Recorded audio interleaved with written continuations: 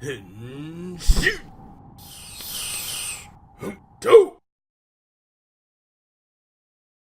guys, welcome to this episode of the Go Mango Tokukast. I'm your host of Frozen Stratos. Here with me today we have the Cinder Blaze and Makotoa. Boys, welcome back to this very, very late show. But again, that will not stop us from bringing you our review of episode 43 of Uchuu Sentai Kyuranger. Yeah. This was not good. This was not good. Yeah, it wasn't the greatest. It was near one of the worst. Yeah. It did have some moments in it that did redeem it slightly. But that's mostly like Madoka related stuff, which is, you know. Madoka's always good. Yeah. The taco jokes. But yeah. To me, nothing could really save the episode after Yosha. Lucky. My favorite part about that, actually, was that they did it a second time. Yeah. I'm pretty sure even Lucky said it after him. Yeah. Like, in the same... Like, he tried to mirror his dad. It was the worst. It was so bad. I don't speak Japanese, but I don't think that translated any thing whatsoever. Yeah. And that's still it wasn't just... Go ahead. I'll go for it. Okay, I'll go for it. It wasn't just a problem with the dialogue, because, you know, dialogue's always sort of dubious, but it was, with this episode, it was so basic, it was so bare bones, like, you could see everything that was happening from a mile, and, like, even the stuff that should make sense for them to do, like, hey, maybe have Lucky turn the bomb on and luckily get out of there. That just didn't happen. If you've got a trump card, it already happened. Why are you hesitating to use it?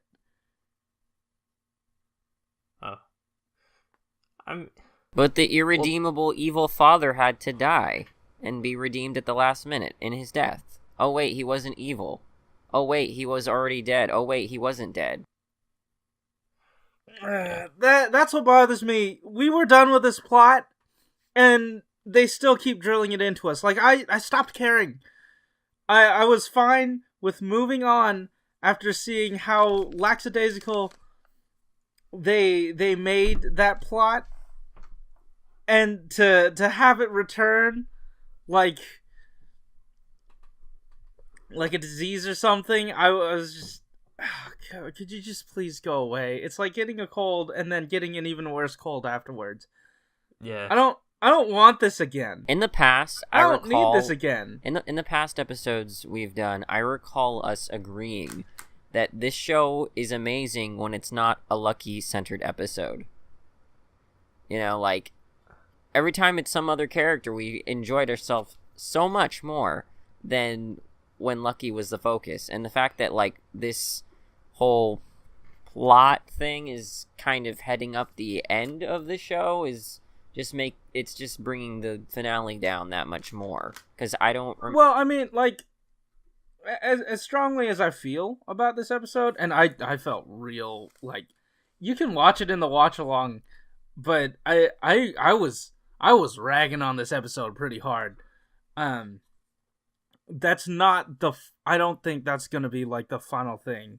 If we are, again, getting it out of the way for the finale, because, like, it reared its ugly head again. That's true. I'm glad we're setting it aside so that we could do the stuff with Tsurugi and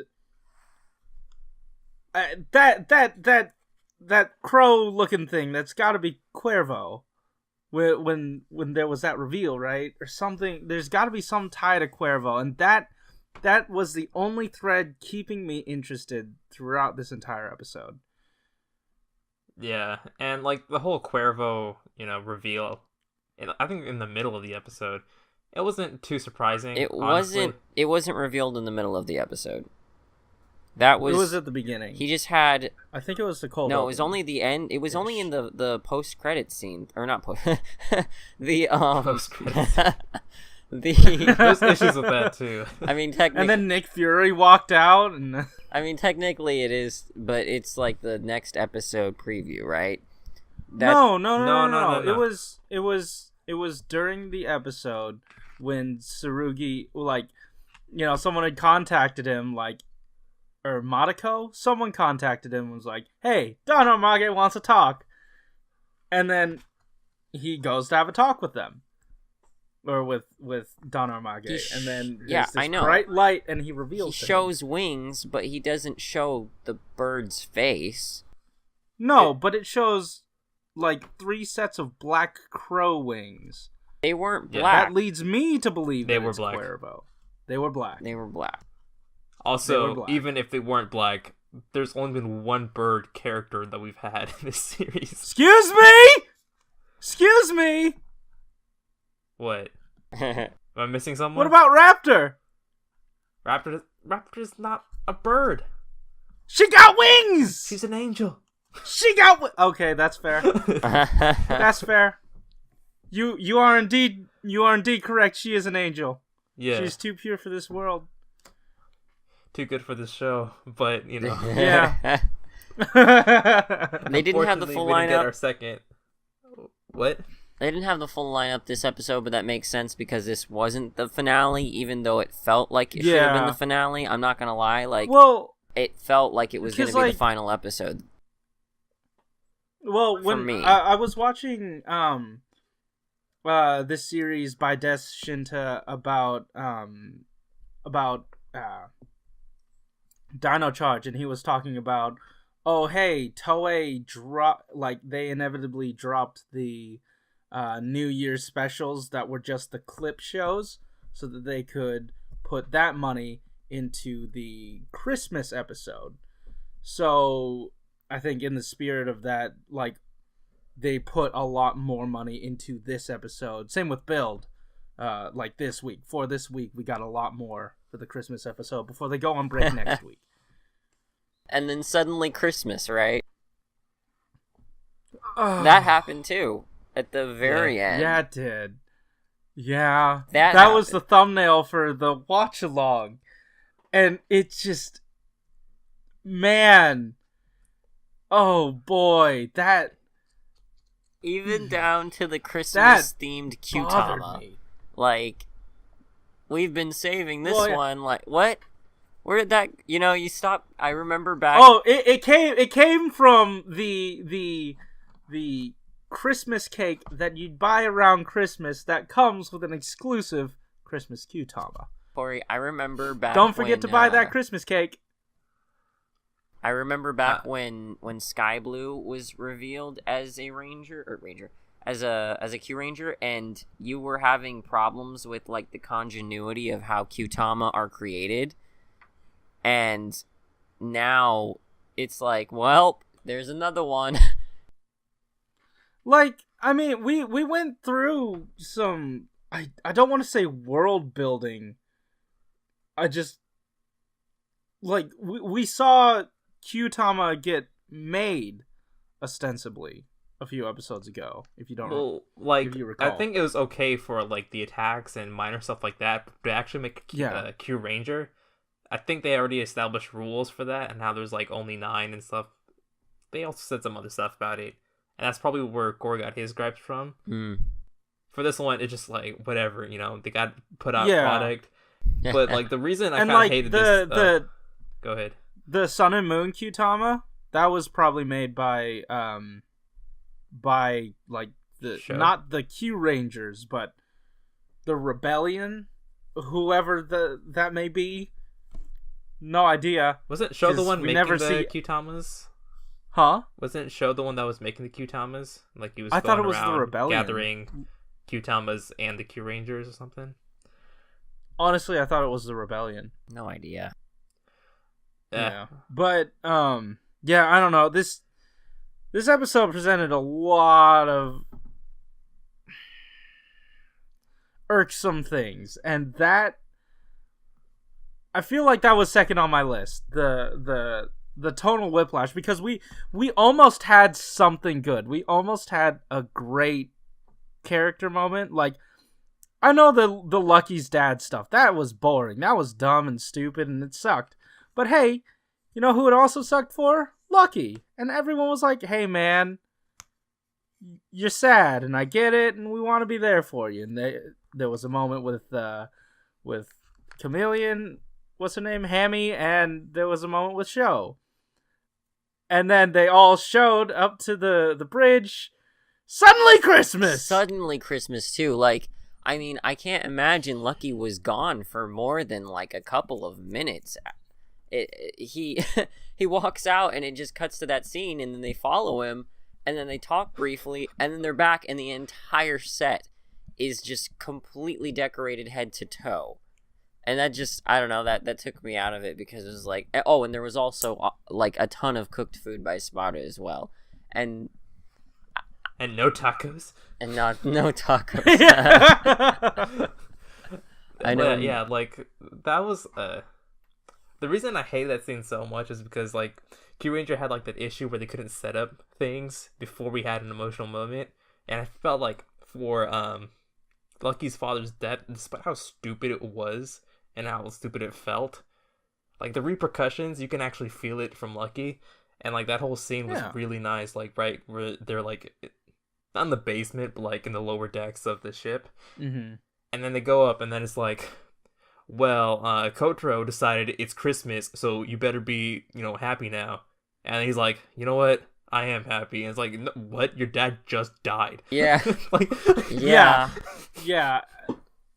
I and there was no real like big motivation to make that happen outside of not disappointing your friends. You know what I mean? Like with Tsurugi, there was that whole thing of you better get your head in the game and be firm on your decision on what you're gonna do, who you're gonna say. Like, is it gonna come down to you saving the universe or saving your dad? And he remained firm on saving both of them, right? And that was a whole thing that made him need to be positive again. This had just suddenly happened, and it very much conflicts with the episode ahead, like preceding it. Yeah, bothered the hell out of me. I want to talk about some positives. Oh, go ahead, one more. Actually, you go ahead with the positives, because I feel like we need some. Okay. I want one more negative. We didn't get nearly enough Raptor this episode. Shut up, that doesn't count. Okay. She's a Pink Ranger. She's doomed to that. Oh. No!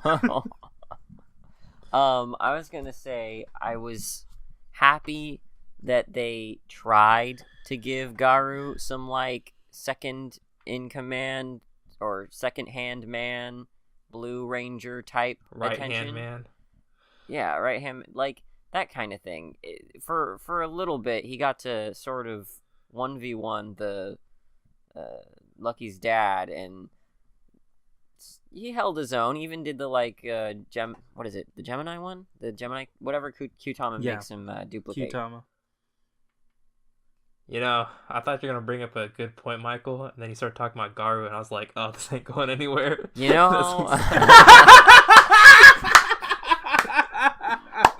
I'm sorry. I'm enjoying the fact that my favorite characters, second to Spada right now, well, it's hard to choose, but one of my favorite characters got lots of screen time this episode. Yeah, but like, I'm disappointed that like, he got Garu screen time. Like, get any like good screen time. Like, he's there just for being there. It's and not he development. Doesn't really accomplish anything. Like, that's one thing that just like really just pisses me off. I think back to like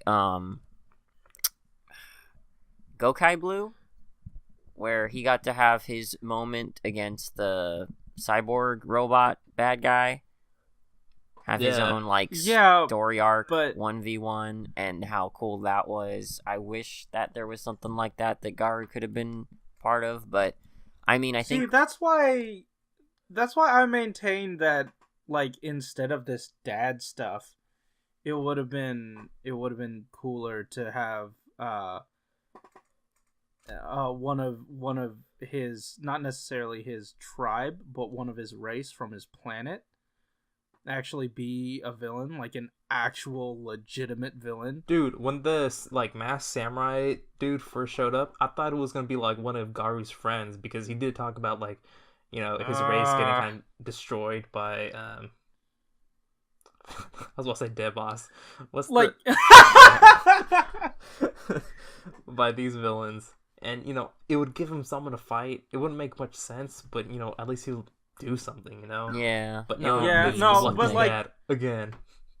The reason why I wasn't like, you know, I wasn't really thinking that was because the sword he was using was the same sword he used in Lucky's vision that episode. Yeah. Oh. Well, look at you remembering small details. I watched that episode a few times, so shut up. Yo, can we talk about another negative? Because I know you wanted another one. Yeah. Don Armage shit the bed as the villain for the series. Like, at this point, you need to be a good villain. Like, there's no excuses. Like, you can be, like, really good in the next few episodes, but I highly doubt that it'll cover up for whatever the hell you were doing now. Like, he's been defeated so many times. I don't feel like he's an actual threat. Yeah. Yeah. You know what he reminds me of? He kind of reminds me of, what's the villain in Arrow that one season, and Alex just kept calling him a cuddly teddy bear. Damien Dark? Yeah. Where he's just like, he comes and shows up, and he sort of gets beat, and then he's still around, though, and he's supposed to be threatening. I don't know. Yeah. But except this guy's not too cuddly. No. Either way, I'm sure there's more we could say, but honestly, like, this was not good for us. We didn't like it, but if you liked it, please tell us what you liked about it in the comments below. Like, some people are saying, while Lucky's development wasn't necessarily the best, it's been better than some of the more recent ones, like Right and the hot, something about a hot ninja. Yeah, I can't Alex, remember his name. Even though we watched the entire series, I can't remember his name. Yeah, oh my god. And I remember Wright's name, and I dropped that after 17 episodes. Look, we're trying to end the episode. If you like this video, hit that like button and subscribe if you want to hear more from us each week. Again, we are sorry these episodes are coming out so late. Wi-Fi is bad, man. Wi-Fi is horrible here. Please bear with us. We are doing our best to get this stuff out here. But yeah, thank you so much for your patience, and thank you for everyone that's like hopped on while we weren't posting stuff. That was weird. Thanks nonetheless, though. But yeah, I hope you guys enjoyed. Keep it juicy. Yeah, see ya later.